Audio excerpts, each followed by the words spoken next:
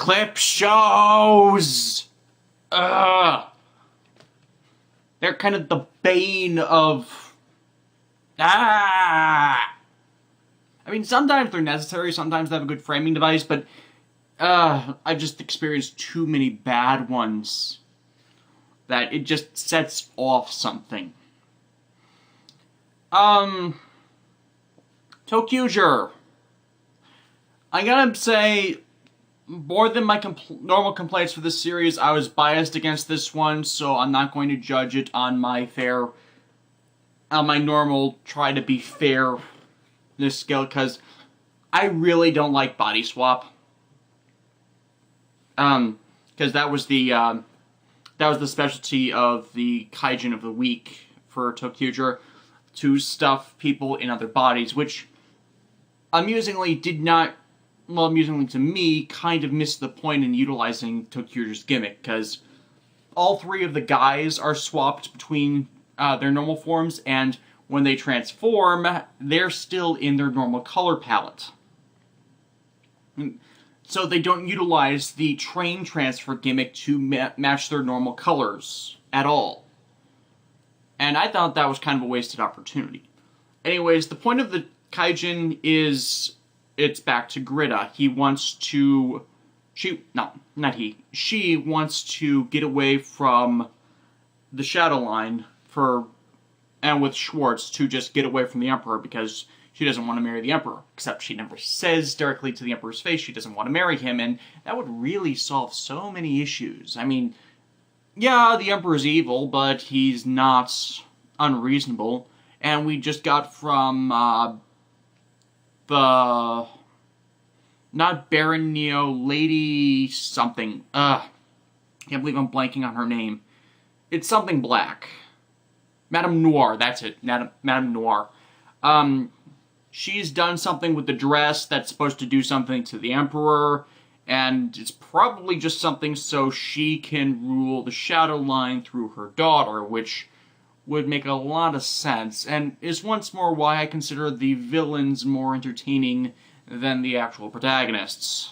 So Grita swaps places with Mio, who's gotten a new flash of insight into where they used to live, and she's conflicted on it for reasons that turn out to not be a big deal at all, because she's only remembering part of the memory, and then she remembers the rest of the memory. So it's actually not a big deal at all, and was thus completely pointless padding. The part where Mio and Grita are swapped is kind of interesting, because, well, Mio is really good about taking care of her body, keeping in shape. She's the most physically attuned of the Toqger, so when Grita swaps it, she's just running and running and running across the city to this rendezvous point she has with Schwartz to get away. Thing is, Zet caught on, and at the end of the episode, after they swapped back, Zet's waiting for Grita to take her back, so Schwartz kind of betrayed her, and yeah. See, Grita's becoming more and more confident since the Emperor showed up, because, you know, she's trying to make a stand so that she doesn't do what she doesn't want to do. Does not do what she does not want to do. Bad phrasing. You know, not marry the Emperor, so she's been kind of stepping up as in standing, except she's still timid in that she's trying to go around, do it in secret, when, as I said, just tell the Emperor that he doesn't want to marry.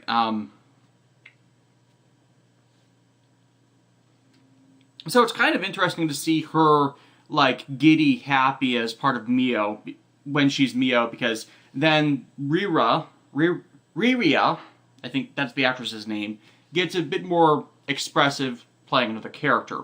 I recently realized that she was Yuna from Zero Black Blood, and I think she was much better there, honestly. Instead of, you know, being shoved to the background for Toqger. I guess that might just be part of the issue, is that she's part of an ensemble instead of one of the power trio in a miniseries, with a dramatic character arc to it. Yeah, good acting from her this episode, and especially in her voiceover parts where she's, portraying Greta, because they swap the voices to accent who's in who. And, learning what the Shadow Kaijin have to put up with not being able to be out in the daytime, or, they get tired, they get exhausted, it becomes painful. So, it's not just, Zet that has this issue. It occurs in any area that is not controlled by the Shadow Line. I mean, it's milder for them, they can survive in Shadow Line controlled areas, but even with Zet, we've seen that it doesn't consistently work for him. And next episode is going to be the wedding, the final standoff for that whole thing. So we're either going to be seeing a changing of antagonists soon, so it's Greta that's the main, or something's going to happen with her. I'm actually curious on what would happen there. What would happen to Greta if she's metamorphosed? Would she become more... What's the phrase? What's the opposite of timid? Assertive? Assertive. What would happen if she became more assertive, and if she became the big bad? Because we've had some younger antagonist characters become the big bads after they grow up. I discussed it in Jetman. It apparently happens in Die Ranger. Power Rangers did it with Mora Morgana, but she was still a general and not a big bad. Impus into Olympus is another one. So it's not a gender-biased thing. It's happened an equivalent number of times, I think. Had to help with something. At this point, I've forgotten what I was going to say the rest about the Toqger episode. So, moving on to Gaim. Michi finally hit the crazy event horizon.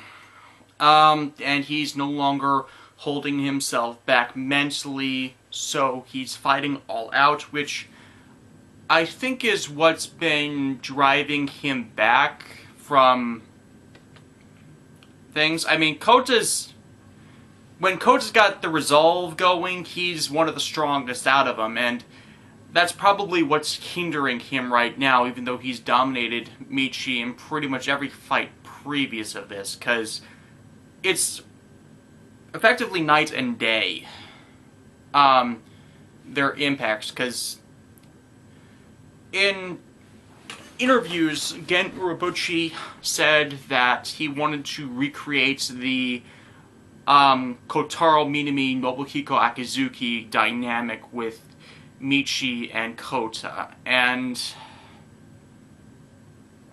I don't think that works, but it helps explain how this recent development has happened, in that when he's no longer bound by his previous limitations, he is more like Shadow Moon in that he dominates Black in everything until he gets, 1, a power-up, and 2, the resolve to finally end him.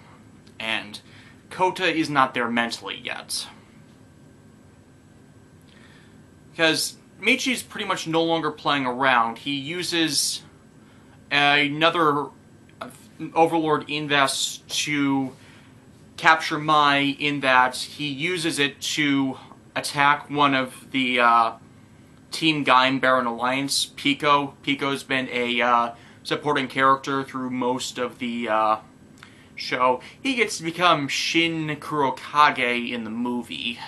I'm not even sure how that works, and I have no idea if that'll back adapt into the show.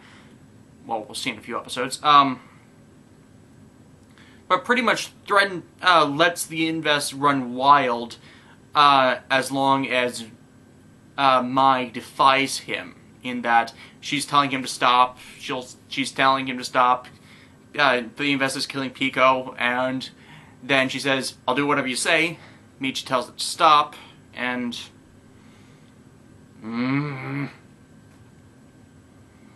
I'm seeing I'm blanking on the phrase. He's gone farther off the deep end than before, and we've known long how the pure him walking into the Sea of Madness has been going, and he was this despicable person before, but now you just can't help pity him through how ludicrous he is. Not ludicrous,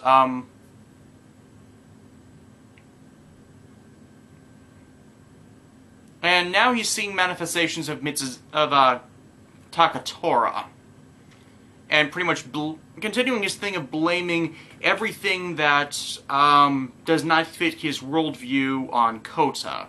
Because there's a part of the episode where Redyu's updating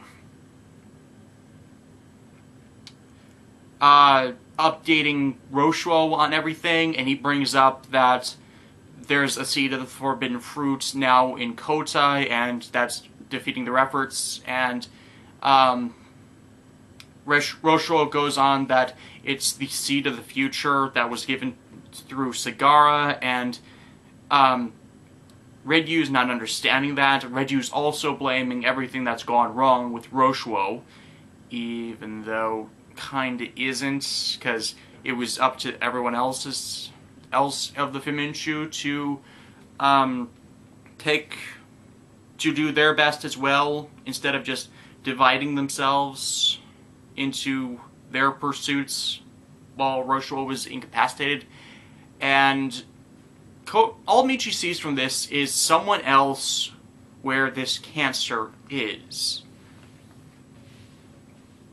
He really doesn't understand anything anymore, and he's kind of sociopathic.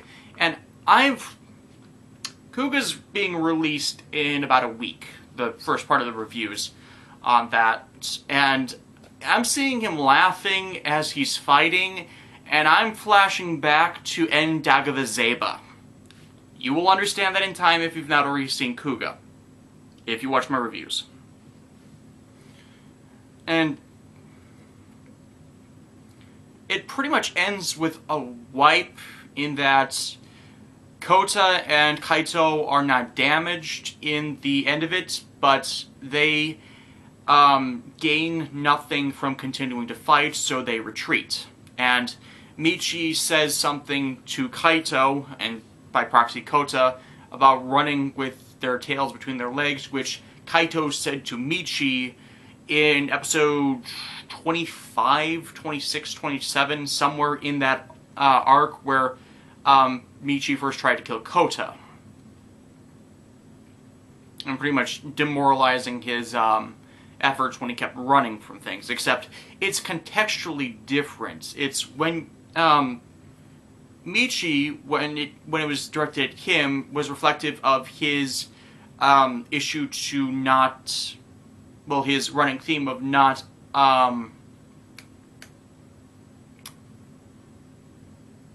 not dealing with a problem directly. With them retreating, it was, we gain nothing more from this, we need to regroup and figure out what to do. In other words, selfish versus... blanking on the term. I hate it when I do that. Of course, the episode opens with the return of Ryoma Sengoku, who wants to help them into the tower as part of his continuing efforts to get the forbidden fruit. In other words, the enemy of my enemy is my friend, even though the only reason they're like this with the enemy states is because of Ryoma's actions. He pretty much tells them that there's a private tunnel into Yggdrasil that most of the others didn't know about because it was built for Ryoma's use exclusively. Nobody trusts him. For good reasons, considering the only reason Zawami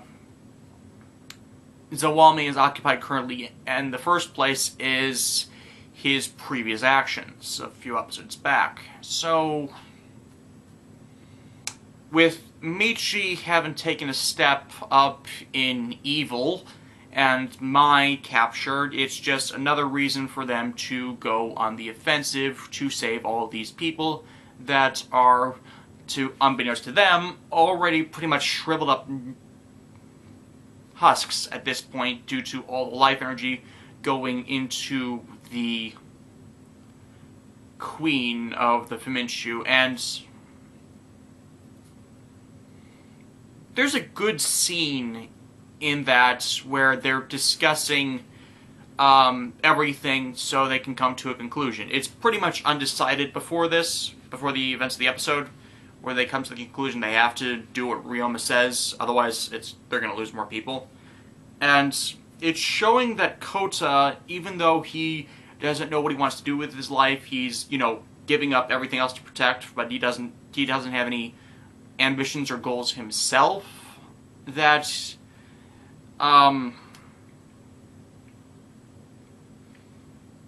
previous episodes, it's been made obvious that Kaito's a better leader because he knows what to do.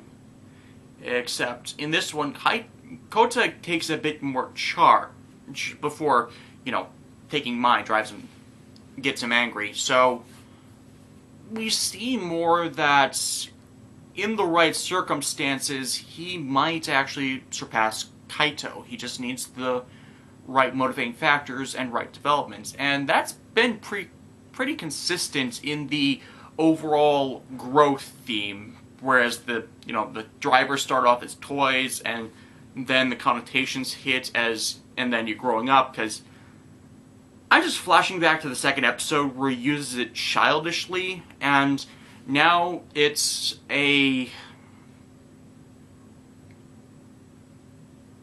consuming his world in a way, and he's been changed by it. And I'm kind of going off the theme I was trying to get to with the maturity angle of it. So, good episode. I've seen some stuff on Tumblr that's mocking this stuff about them losing to Michi, and not realizing that Michi going crazy has made him go up a level in power that he wasn't utilizing before, because, Michi preferred not to do things directly. Now he doesn't really care about what he's doing. Garo! Bring it all back is the clip show. Best way I can say it is, best thing about it I can say is it had a decent framing device, in that Gonza was requested by a news service to go over his opinions on Raiga, Kuro, and Mayuri. And, well, it's actually a horror that's infiltrating to get information. He didn't know that because he can't sense horrors. I have a tangent in the Garo reviews that I'm working to edit together for October right now, about an incident where Taiga, Raiga's grandfather, physically punished Koga, Raiga's father, for a similar incident when he didn't know better.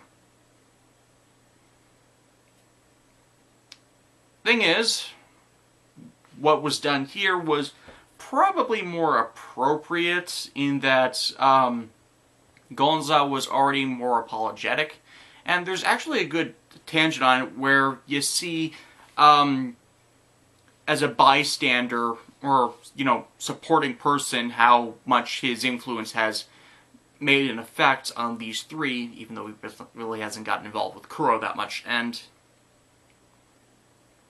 I don't like clip shows. But what makes them tolerable for me is how they're framed, and this one was okay.